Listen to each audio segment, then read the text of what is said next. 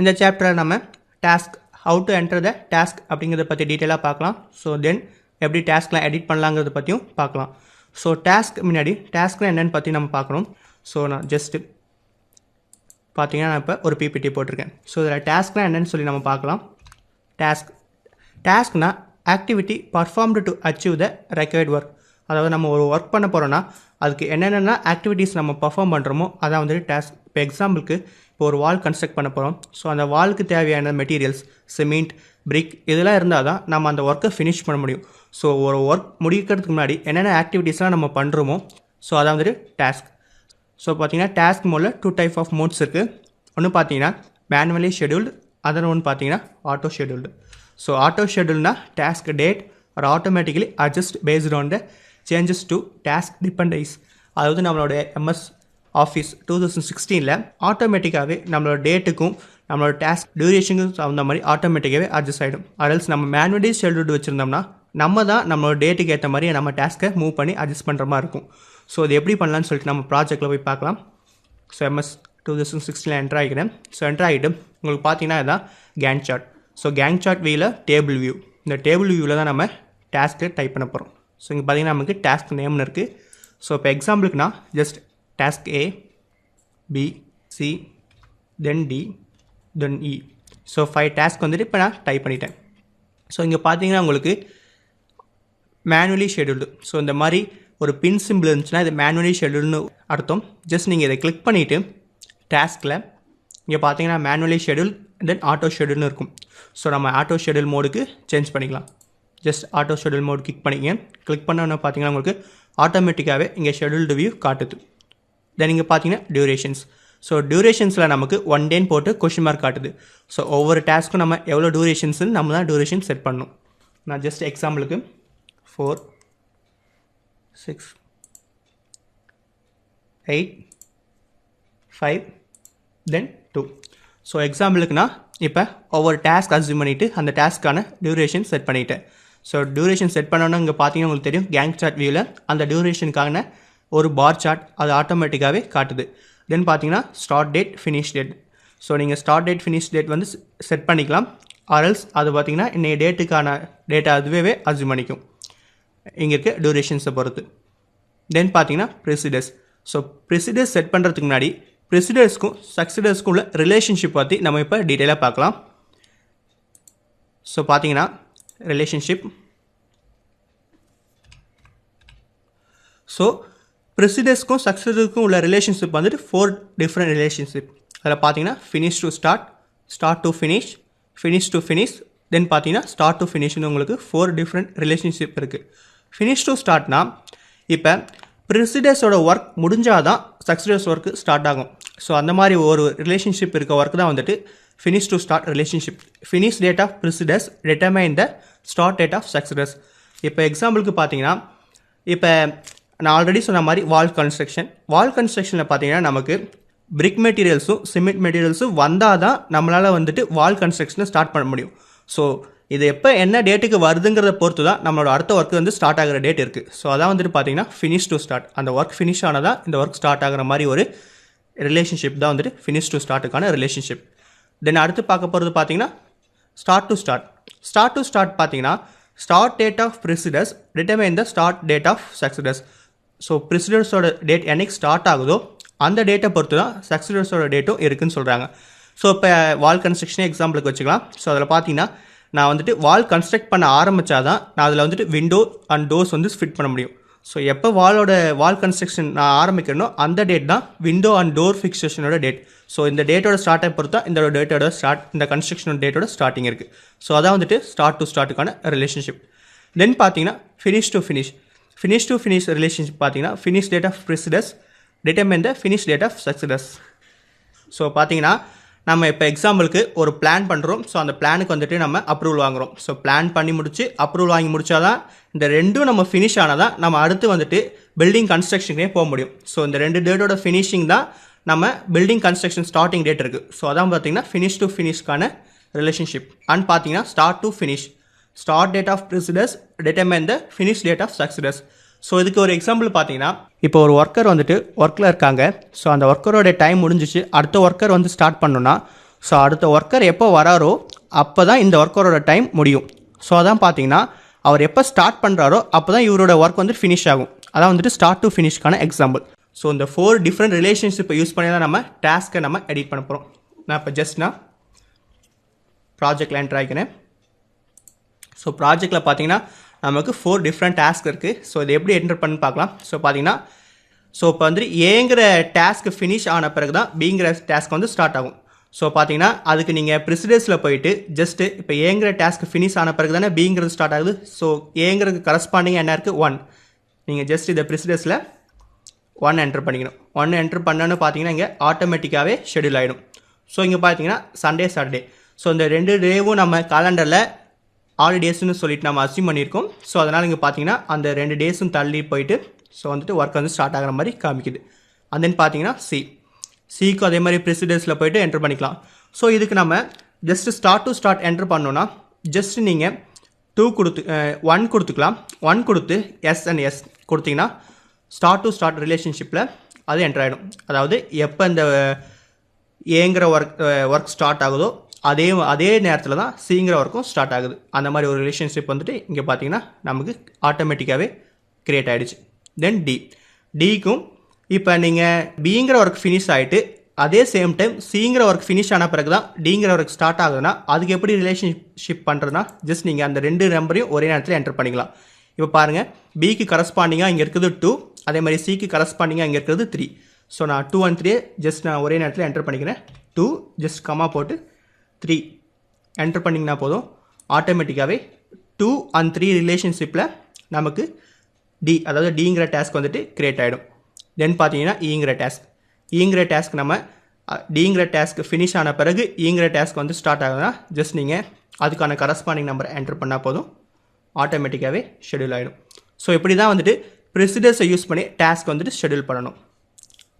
So நம்ம இப்போ டாஸ்க்லேயே பார்த்தீங்கன்னா finish to start then start to ஸ்டார்ட்டுக்கான எக்ஸாம்பிள் பார்த்துட்டோம். ஸோ இதே நீங்கள் நம்ம இப்போ finish to start and start to ஸ்டார்ட்டுக்கான எக்ஸாம்பிள் எப்படி டைப் பண்ணணும்னு பார்த்தோம்.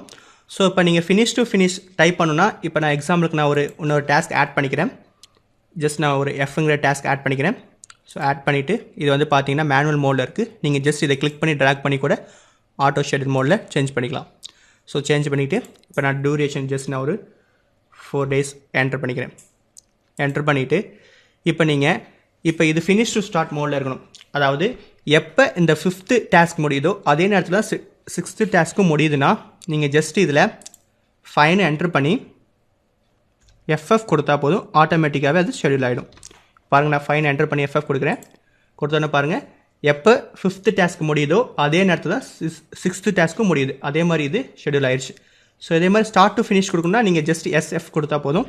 இப்போ பாருங்கள் ஜஸ்ட் நான் ஃபைன் என்டர் பண்ணி எஸ்எஃப் கொடுக்குறேன். எஸ்எஃப் கொடுத்து என்டர் பண்ணால் பாருங்கள் எப்போ இந்த டாஸ்க்கு ஃபினிஷ் ஆகுதோ அப்போ தான் இந்த டாஸ்க் வந்து ஸ்டார்ட் ஆகும். ஸோ அது மாதிரி இந்த டாஸ்க் வந்துட்டு ஆட்டோமேட்டிக்காகவே ஷெடியூல் ஆயிடுச்சு. ஸோ அது மாதிரி நீங்கள் 4 டிஃப்ரெண்ட் ரிலேஷன்ஷிப்பை யூஸ் பண்ணி நீங்கள் டாஸ்க்கை என்டர் பண்ணிக்கலாம்.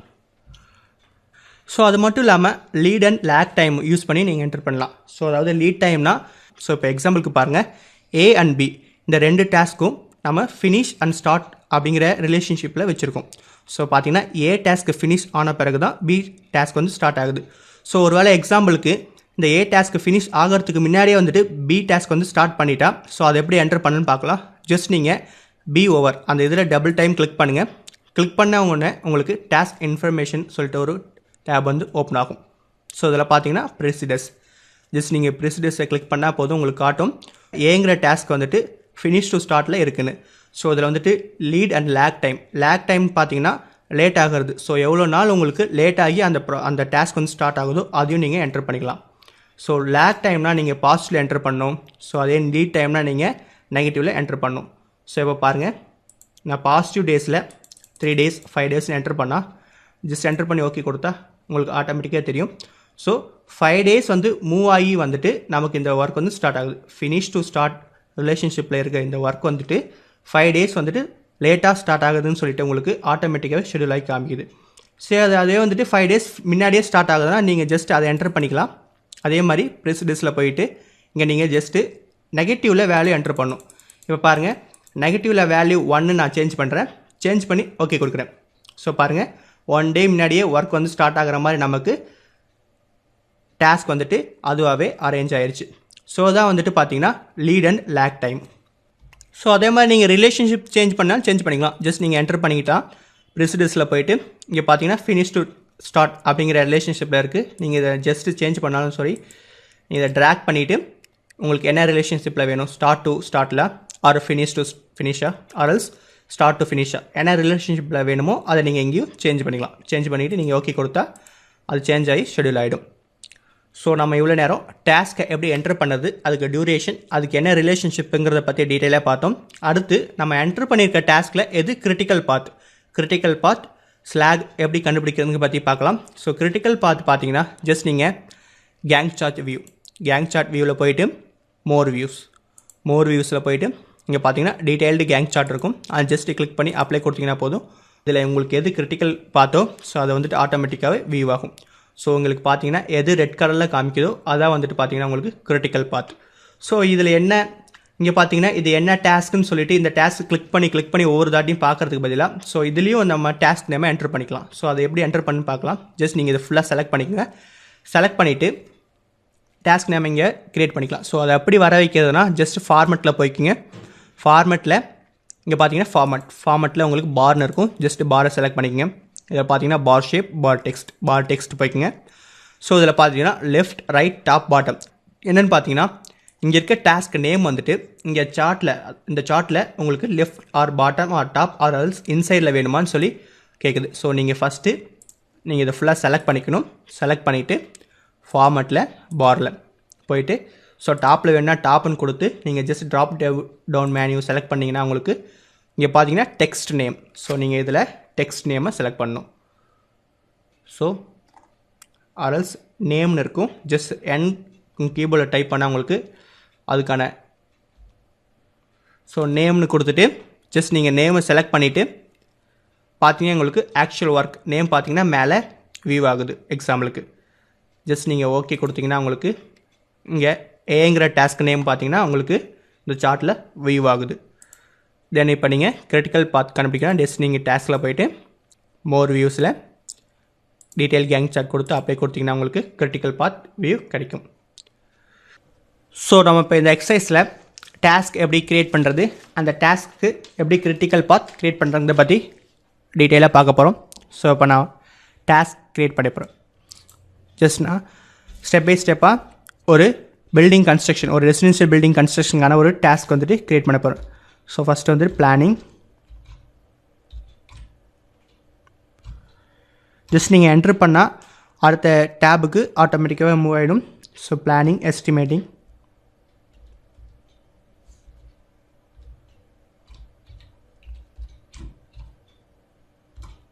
and then பார்த்தீங்கன்னா getting approval,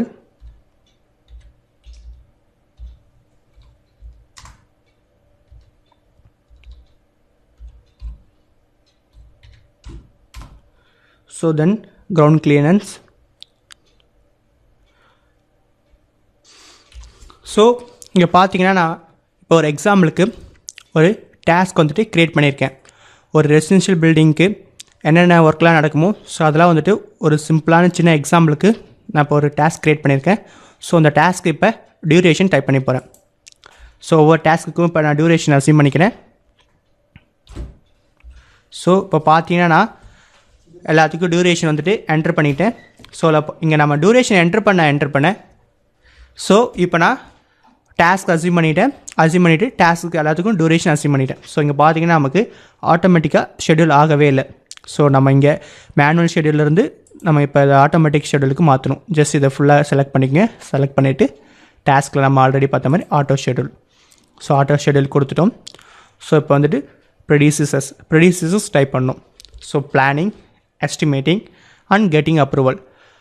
ஸோ பிளான் பண்ணால் தான் எஸ்டிமேஷன் பண்ண முடியும். ஸோ பார்த்தீங்கன்னா பிளானிங்கும் எஸ்டிமேஷனும் சேமாக தான் ஸ்டார்ட் ஆகும். ஸோ வந்துட்டு நான் அதுக்கு வந்துட்டு ஸ்டார்ட் ஒர்க்கு டைப் பண்ணிக்கிறேன். So 1 start work.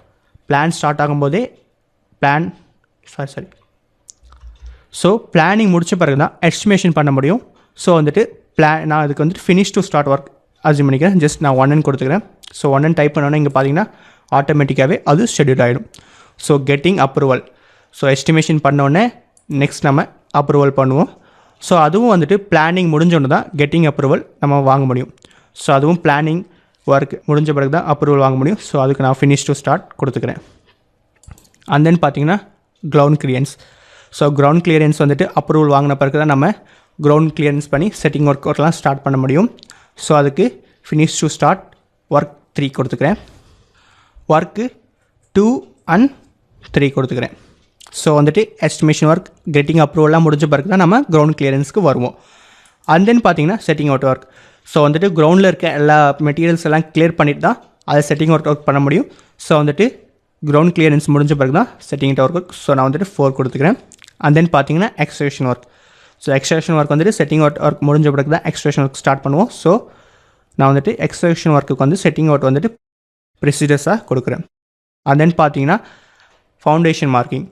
ஸோ எக்ஸ்ட்ரேஷன் ஒர்க்லாம் முடிஞ்ச பிறகு தான் நம்ம ஃபவுண்டேஷன் மார்க்கிங் பண்ணுவோம். ஸோ அதனால் 6 வந்துட்டு நான் அதுக்கு ப்ரொசீஜராக கொடுக்குறேன். அண்ட் தென் பார்த்தீங்கன்னா பில்ட் ஃபவுண்டேஷன். ஸோ ஃபவுண்டேஷன் மார்க்கிங்லாம் முடிஞ்ச பிறகு தான் பில்ட் ஃபவுண்டேஷன். ஸோ அதே நேரத்தில் காலம்கான நம்ம இதுவும் ஸ்டார்ட் பண்ணிடுவோம். ஸோ பார்த்தீங்கன்னா இப்போ 7 வந்துட்டு நான் ப்ரிடியூசஸாக கொடுக்குறேன். ஸோ அதே மாதிரி 7 இதுக்கும் ப்ரிடியூசஸாகவே நான் என்டர் பண்ணுறேன். அண்ட் தென் பார்த்தீங்கன்னா பிளிந்த் லெவல். ஸோ இதெல்லாம் முடிஞ்ச பிறகு தான் நம்ம பிளிந்த் லெவல் ஸ்டார்ட் பண்ண முடியும். ஸோ பார்த்தீங்கன்னா அதுக்கு நான் பிளிந்த் லெவல் ஸ்டார்ட் பண்ணுறதுக்கு ஸோ 8,9 வந்துட்டு நான் ப்ரொடியூசஸாக கொடுக்குறேன். ஸோ பீம் காலம் பிளிந்த் லெவலாக முடிஞ்ச பிறகு பீம் கன்ஸ்ட்ரக்ஷன் தொடரும். ஸோ வந்துட்டு இது 10 வந்துட்டு நான் ப்ரொடியூசஸாக கொடுக்குறேன். ஸோ அது மாதிரி வால் கன்ஸ்ட்ரக்ஷன் தென் இதுக்கு வந்துட்டு லெவலில் ப்ரொடியூசஸாக கொடுக்குறேன். ஸோ வாலோடையே தான் நம்ம வால்ஸ் டோர்ஸ் அட்டாச் பண்ணுவோம். ஸோ வந்துட்டு இதுக்கும் நான் வந்துட்டு லெவல்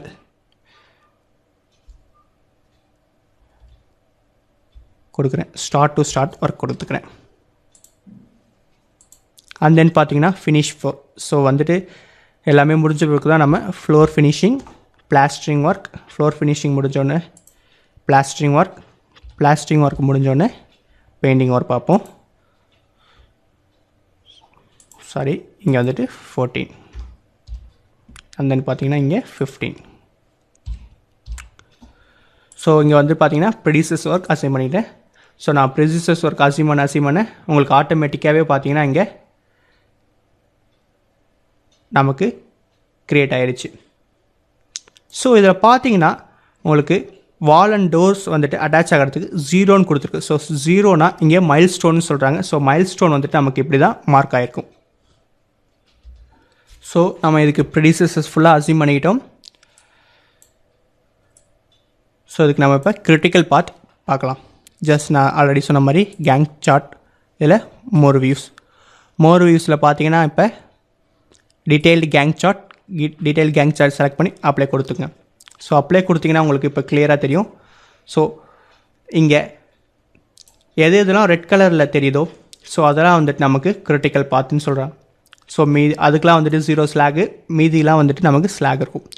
ஸோ அதை நம்ம இப்போ ஃபைன் பண்ண போகிறோம். ஸோ இங்கே பார்த்தீங்கன்னா நமக்கு இங்கே சக்சிடர்ஸ் வந்துருச்சு. ஸோ உங்களுக்கு ப்ரெசிடர்ஸ் வேணும்னா ஜஸ்ட் நீங்கள் இந்த நியூ ரிசோர்ஸஸ் ஜஸ்ட் இதை கிளிக் பண்ணி நீங்கள் இதில் ப்ரொடியூசர்ஸ் ஜஸ்ட் டைப் பண்ணிங்கன்னா உங்களுக்கு இதில் பார்த்தீங்கன்னா ப்ரொடியூசர்ஸ் ஜஸ்ட் நீங்கள் கிளிக் பண்ணால் நீங்கள் அதை இங்கே வியூ பண்ணிக்கலாம். தென் நம்ம இப்போ பார்க்க போகிறது பார்த்தீங்கன்னா free slack, total slack. Just நான் ஆல்ரெடி பார்த்த மாதிரி நியூ காலம் கிளிக் பண்ணிவிட்டு ஃபஸ்ட்டு F டைப் பண்ணிங்க. இதில் நீங்கள் ஜஸ்ட்டு ஃப்ரீ ஸ்லாகு செலக்ட் பண்ணிக்கங்க. ஸோ செலக்ட் பண்ணால் உங்களுக்கு எதெல்லாம் கிரிட்டிக்கல் பார்த்தோ அங்கெல்லாம் வந்துட்டு 0 ஸ்லாக், அதாவது டைம் டிலே ஆகலை. ஸோ இதில் பார்த்தீங்கன்னா கெட்டிங் அப்ரூவல், அண்ட் தென் பார்த்தீங்கன்னா building columns, so and then பார்த்தீங்கன்னா build doors and windows, and then பார்த்தீங்கன்னா பிளாஸ்டிங் ஒர்க், இதெல்லாம் வந்துட்டு நமக்கு ஃப்ரீ ஸ்லாக் காமிக்குது. அதாவது அங்கே டைம் வந்துட்டு லேக் ஆக வாய்ப்பு இருக்குது. தென் அதே மாதிரி டோட்டல் ஸ்லாக் பார்க்கலாம். ஜஸ்ட் நீங்கள் டீன் டைப் பண்ணுங்கள். டீன் டைப் பண்ணிட்டீங்கன்னா உங்களுக்கு இதில் ஜஸ்ட்டு டோட்டல் ஸ்லாக் செலக்ட் பண்ணிட்டீங்கன்னா உங்களுக்கு டோட்டல் ஸ்லாக்குக்கான இது வந்துட்டு உங்களுக்கு வியூ ஆகும். ஸோ இது இல்லாமல் ஃப்ரீ ஸ்லாக், டோட்டல் ஸ்லாக் இல்லாமல் ஸோ நம்ம நெக்ஸ்ட்டு இன்டர்ஃபரிங் ஸ்லாக் பார்க்கலாம். ஸோ நம்ம நெக்ஸ்ட்டு இன்டர்ஃபரிங் ஸ்லாக் பார்க்கலாம். ஸோ இன்டர்ஃபரிங் ஸ்லாக் அதே மாதிரி நீங்கள் இதில் போயிட்டு இன்டர் அப்படின்னு டைப் பண்ணிங்கன்னா உங்களுக்கு வராது. ஸோ நீங்கள் இதை ஃபார்முலா டைப் பண்ணி தான் க்ரியேட் பண்ணணும். ஸோ அதை அப்படி பண்ணலான்னு பார்க்கலாம். ஸோ ஃபார்முலா நம்ம டைப் பண்ணுறதுக்கு ஃபஸ்ட் நம்ம இங்கே இருக்க போகிறது இதெல்லாம் பார்த்தீங்கன்னா டியூரேஷன்ஸ். பார்த்தீங்கன்னா உங்களுக்கு டேஸ் அதன் பார்த்தீங்கன்னா இங்கே இருக்க டேஸ் எல்லாமே டியூரேஷன்ஸ். ஸோ ஃபஸ்ட் நம்ம இந்த காலமை கிளிக் பண்ணி டி. ஸோ டின்னு டைப் பண்ணிங்கன்னா உங்களுக்கு டியூரேஷன் 1 2 3ன்னு இருக்கும். ஸோ நம்ம இப்போ இதில் ஃபஸ்ட்டு டியூரேஷன் 1 செலக்ட் பண்ணிக்கிறோம். ஸோ டியூரேஷன் 1 செலக்ட் பண்ணிவிட்டு இதை ஜஸ்ட் நீங்கள் ரைட் கிளிக் பண்ணிங்கன்னா கஸ்டமரைஸ்ட் ஃபீல்டுன்னு இருக்கும். ஜஸ்ட் நீங்கள் அதை செலக்ட் பண்ணிக்கங்க. செலக்ட் பண்ணிவிட்டு ஃபஸ்ட்டு இதுக்கு நேம் சேஞ்ச் பண்ண போகிறோம். So rename கொடுத்துக்கிறோம். ரீநேம் கொடுத்துட்டு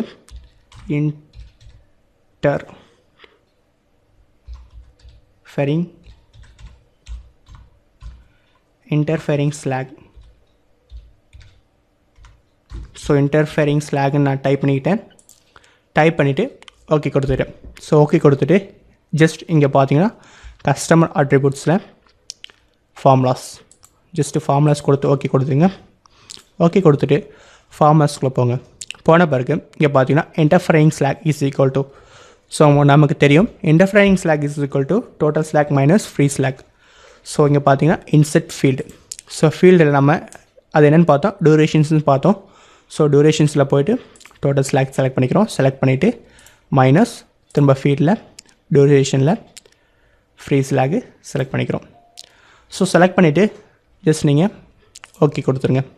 ஓகே ஜஸ்ட் இங்கே ஒருக்கா கன்ஃபார்ம் பண்ணிக்கோங்க. த பபுளை வந்துட்டு நம்ம செலக்ட் பண்ணிக்கிறேன். நான் ஜஸ்ட் செலக்ட் பண்ணிட்டு ஓகே கொடுத்துருங்க.